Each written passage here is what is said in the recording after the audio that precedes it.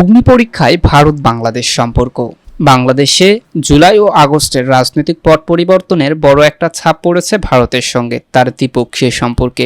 যেহেতু ভারত বড় প্রতিবেশী, ফলে সম্পর্কের চলতি টান পড়েন বাংলাদেশের দিক থেকেও গুরুত্বের সঙ্গে মনোযোগ পাচ্ছে। আছে উদ্বেগ, উৎকণ্ঠাও। প্রশ্ন উঠেছে কিভাবে এই অবস্থা থেকে এই সম্পর্ককে আবারও স্বাভাবিক এবং সমমর্যাদার সঙ্গে এগিয়ে নেওয়া যায়, যা উভয়ের জন্য প্রয়োজন।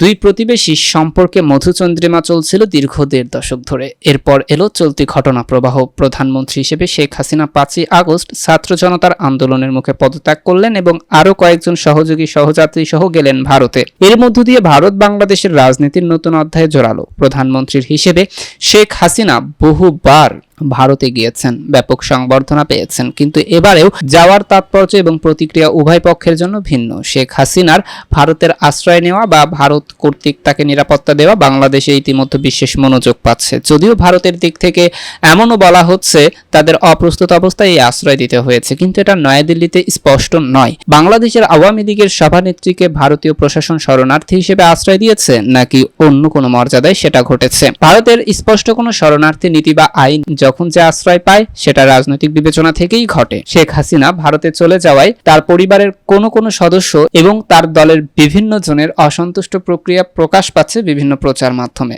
তারা পরিবর্তনকে মেনে নিচ্ছেন না, নানা প্রতিপক্ষকে দোষারোপ করছেন। এসব অস্বাভাবিক নয়। বিশ্ব ইতিহাসে ক্ষমতাচ্যুত কেউই তাৎক্ষণিকভাবে অসহায় অবস্থা মেনে নিতে পারেননি বা বাস্তবতা বুঝতে চাননি। কিন্তু ভারত কি এখন আওয়ামী লীগের সেসব বক্তব্যের দিকে ঝুঁকে থাকবে কিনা? কূটনীতির অঙ্গনে সেই প্রশ্ন উঠেছে। ইতিমধ্যে কূটনৈতিক পরিমণ্ডলে ভারতের শেখ হাসিনা নীতি নিয়েও বিস্ময় তৈরি হয়েছে। অনেকের প্রশ্ন, কিভাবে এবং কেন তারা এত দীর্ঘ সময় এমন একটা দল ও সরকারকে মদত দিয়ে গেছে যারা জনগণের কাছে এত অজনপ্রিয় ছিল? ভারতের বাংলাদেশ নীতি এই বিপর্যয় তৈরি করেছে কিনা সেই প্রশ্ন আছে মাঠে। বিশেষ করে দীর্ঘ ১৫ বছরের আওয়ামী শাসনে নয়াদিল্লি তাদের বহু চাওয়া হাসিনা সরকার দিয়ে পূরণ করে নিলেও তিস্তার পানি সহ এদিকের জনগণের নানান চাওয়ার যথাযথ প্রতিদান পায়নি। এতে সরকারের অজনপ্রিয়তার কফিনে নতুন নতুন পেরেক পড়েছে কেবল। মাঠ পর্যায়ে এসব বাস্তবতা সম্পর্কে ভারত কূটনীতিক এবং গোয়েন্দা সূত্র সঠিকভাবে অবহিত ছিল কিনা সেই সন্দেহ ইতিমধ্যে উঠেছে। বিষয়টি ভারতের গোয়েন্দা কাঠামো এবং কূটনীতিক টিমের দিক থেকে ব্যর্থতা নাকি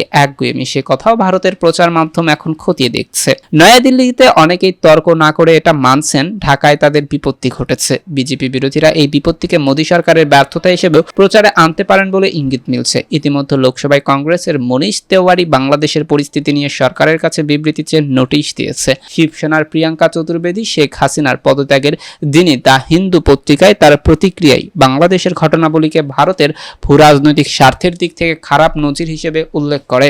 ভারতের জাতীয় রাজনীতির এইসব পাল্টাপাল্টি হিসাবের বাইরে সেখানকার স্বাধীন বিশ্লেষকেরা অনেকে এও প্রশ্ন করেছে, অজনপ্রিয়তা, প্রতিবাদ এবং নির্মম হত্যাযজ্ঞের ভেতরে যে সরকারের পতন হলো তার প্রতি সহানুভূতি থেকে ভারত বাংলাদেশের পরিবর্তনকামী জনতাকে কি বার্তা দিতে চাইছে? দীর্ঘমেয়াদী কূটনীতিক বিবেচনায় ভারতের জন্য এসব কতটা বুদ্ধিদীপ্ত সিদ্ধান্ত হচ্ছে? এই পুরনো ভুলগুলো শোধরানোর বদলে বাড়িয়ে তুলবে কিনা?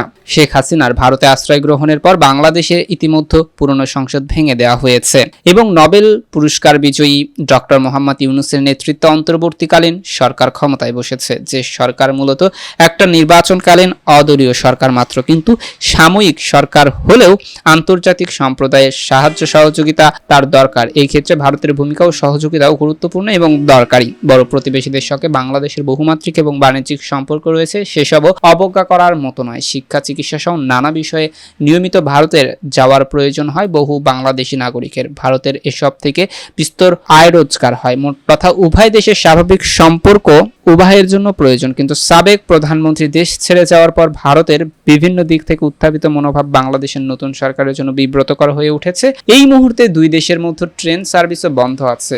স্থল বন্দরগুলোতে ট্রাকের চাকাও ঘুরছে না বলে সংবাদ বেরিয়েছিল।